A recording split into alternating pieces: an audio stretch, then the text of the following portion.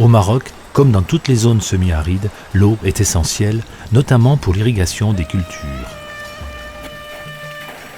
Dans la plaine de Marrakech, au pied des montagnes de l'Atlas, 85% des ressources mobilisées sont consacrées à l'agriculture.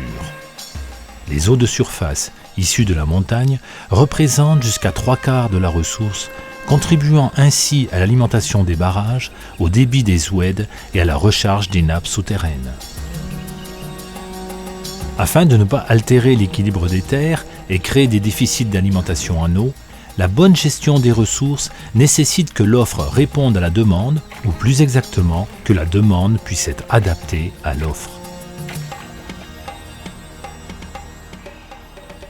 Depuis les années 90, la succession des années sèches conjuguée à une prolifération de pompage pour l'irrigation a fait que la nappe du Haouz, une des principaux aquifères du bassin, dans un état de surexploitation avancée, affichant des mesures de baisse de niveau d'eau qui peuvent atteindre par endroits 2 mètres par an. Aujourd'hui, nous avons besoin d'une connaissance beaucoup plus complète du cycle de l'eau. En amont, comment et de combien la neige va-t-elle contribuer au débit des écoulements dans les cours d'eau? En aval, quelle est la dynamique de la demande en eau et comment allons-nous agir sur cette demande de manière à ce que l'usage de cette ressource soit un usage efficient et valorisant. Les images satellitaires, associées à des modèles adéquats, peuvent apporter des réponses à ces questions. Premier apport de ces images, l'estimation du manteau neigeux pour mieux connaître la ressource disponible.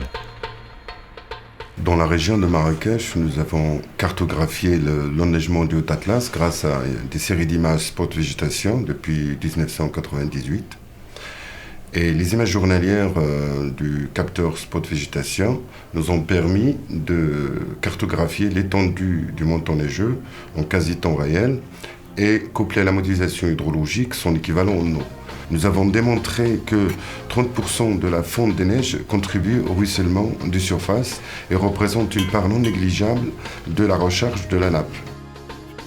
Les images satellitaires représentent un apport considérable pour le sud de la Méditerranée, étant donné la faiblesse du réseau météorologique, surtout en montagne.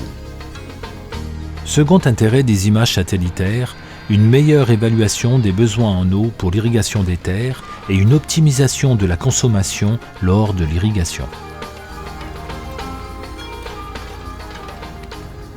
Une fois que les dotations en eau allouées au secteur d'irrigation sont définies, l'Office régional de mise en valeur agricole du Haouz entame des négociations avec les associations d'irrigants pour établir un programme de partage et de distribution de cette eau en fonction d'un assolement adapté.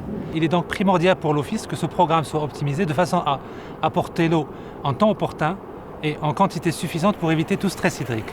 L'apport de la télédétection spatiale dans ce contexte va nous permettre d'une part de mieux cerner les surfaces cultivées d'une manière précoce, et d'autre part, il va nous permettre de définir l'état de stress de ces cultures ainsi que leurs besoins en eau. Les séries d'images satellitaires sont typiquement des images spot dans la gamme du visible et du proche infrarouge à 10 mètres de résolution, ce qui permet de déterminer l'occupation des sols. Le besoin en eau des cultures dépend essentiellement de 2 facteurs. Les conditions météorologiques, d'une part, et le développement des plantes. L'image satellitaire fournit une information fine tout au long de la saison sur le développement des cultures. Cette information sera fondamentale pour répondre à 2 objectifs. D'une part, il ne faut pas apporter de quantité excessive d'eau. En effet, nos études ont démontré que jusqu'à 30% des apports en eau sont perdus pour la plante. Cela apporte des perspectives d'économie en eau au niveau de la région très importantes. D'autre part, il faut éviter autant que possible que la plante manque d'eau. Si la plante subit un stress hydrique, son développement sera affecté, son rendement sera affecté. Alors l'image satellitaire, associée à un modèle, va pouvoir permettre de préconiser les meilleures dates d'irrigation. Pour une culture donnée, une chronique de 4 images permet de couvrir le cycle saisonnier et d'apporter une aide concrète à la gestion des ressources en eau dans la plaine de Marrakech, avec une amélioration probable de la productivité, tout en recherchant l'économie optimale des ressources, le juste besoin en eau.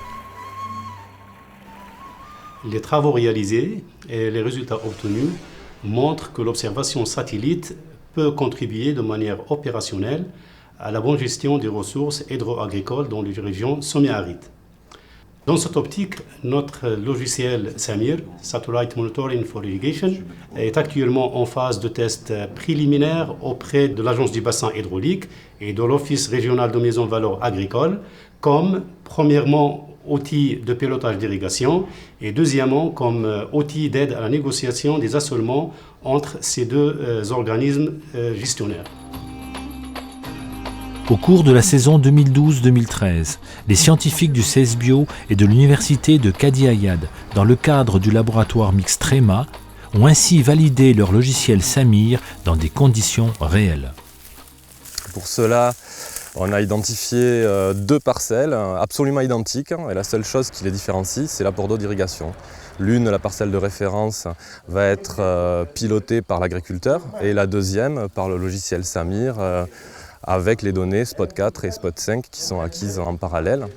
Alors, les premières estimations montrent que l'on fait à peu près aussi bien que l'agriculteur, ce qui est déjà pas si mal, même si nous espérions mieux évidemment. Mais surtout, on a recueilli énormément d'informations pratiques sur la gestion de l'eau agricole dans la région que l'on espère intégrer au logiciel pour ensuite fournir un outil qui soit encore plus en adéquation avec les attentes des agriculteurs et de nos partenaires. Après l'analyse des données, les premiers résultats ont été confirmés. Le champ piloté par SAMIR, malgré des conditions initiales défavorables, a eu un rendement équivalent à celui de l'agriculteur avec la même quantité d'eau utilisée. En pratique, on espère pouvoir gagner à peu près un tour d'eau, une irrigation, soit à peu près 20%, ce qui serait vraiment énorme pour la région. Le logiciel SAMIR et les images satellitaires vont permettre aux scientifiques d'aller encore plus loin pour une approche globale de la gestion des ressources en eau du bassin. 3 consommateurs sont identifiés: la population pour l'eau potable, le tourisme et l'industrie, et l'agriculture. De nombreuses infrastructures ont été mises en place pour capter et distribuer l'eau, des plus anciennes comme les Séguia et les Kétara, jusqu'aux barrages et canaux modernes destinés au périmètre d'irrigation. Les pompages directs dans la nappe phréatique sont aussi un moyen qui s'est développé considérablement, souvent en dehors du cadre légal. Leur nombre atteint au moins 24 000. Difficilement maîtrisables et quantifiables, ils ont un impact sensible sur le bilan des ressources. Le troisième objectif du logiciel SAMIR est d'estimer les pompages. On va le faire de manière indirecte, par soustraction. Le logiciel SAMIR a réussi à estimer l'évapotranspiration. On connaît l'apport en eau naturelle, la pluie, grâce aux stations météo. L'office agricole connaît l'eau qu'ils ont apportée aux parcelles. On va donc effectuer de manière simplifiée une soustraction pour obtenir les pompages qui sera l'évapotranspiration moins la pluie, moins l'irrigation. Cette fonction d'estimation de l'eau prélevée par pompage est essentielle. En effet, de par la multiplication de ces pompages, les nappes phréatiques sont en souffrance. Depuis 1986, à certains endroits, la nappe phréatique a baissé de l'ordre de 60 mètres. Et tout indique que l'évolution climatique ne sera pas favorable.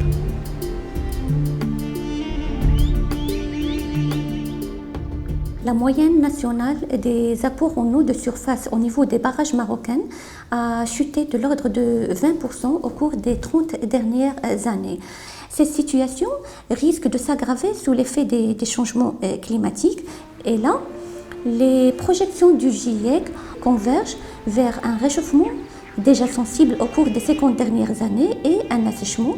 On note également une réduction de la moyenne du volume annuel des précipitations de l'ordre de 4% à l'horizon 2020 par rapport à l'année 2000, une réduction de la durée d'enneigement. Face à ces situations, il est nécessaire de développer des outils intégrés pour la gestion des ressources en eau au Maroc et c'est sur quoi on travaille sur le bassin versant du Tinsift. Dans ce contexte difficile, voici donc le grand défi des scientifiques du laboratoire mixte TREMA, l'aide à la gestion intégrée des ressources en eau. Je définis la gestion intégrée des ressources en eau comme étant une balance. Dans l'un des plateaux, nous avons la ressource disponible. On peut même parler de mobilisable aussi. Dans l'autre plateau, nous avons l'ensemble des usagers, les utilisations des ressources en eau.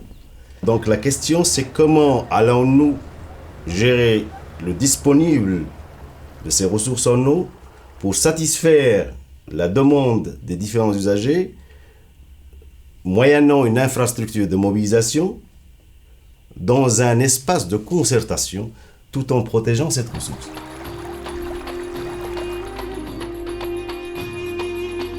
Quatre missions sont essentielles auxquelles le laboratoire Tréma apporte une aide. Connaître la ressource pluie et neige. Économiser la consommation d'eau, principalement pour l'agriculture, le principal utilisateur. Identifier les différents postes de consommation pour un bilan juste. Disposer enfin des outils nécessaires pour adapter la gestion de l'eau afin de préserver la ressource et répondre au mieux aux besoins. Nous avons pour vocation, grâce à la proximité avec nos partenaires gestionnaires, de leur fournir des éléments scientifiques objectifs pour les accompagner dans leur prise de décision en termes d'aménagement hydraulique du bassin versant. Dans cet objectif, notre logiciel Samir a été couplé à 2 autres outils.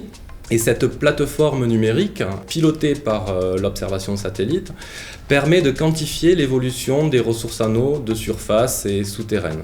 Ça va leur permettre notamment, par exemple, d'évaluer l'impact de l'implantation d'un nouveau barrage, la conversion au goutte à goutte d'un périmètre irrigué ou alors la mise en eau d'un nouveau périmètre, par exemple. Tous les outils développés par le laboratoire Tréma viennent d'être transférés à l'agence de bassin du Tensift, concluant ainsi 10 ans de coopération fructueuse franco-marocaine entre les équipes de recherche et les organismes gestionnaires.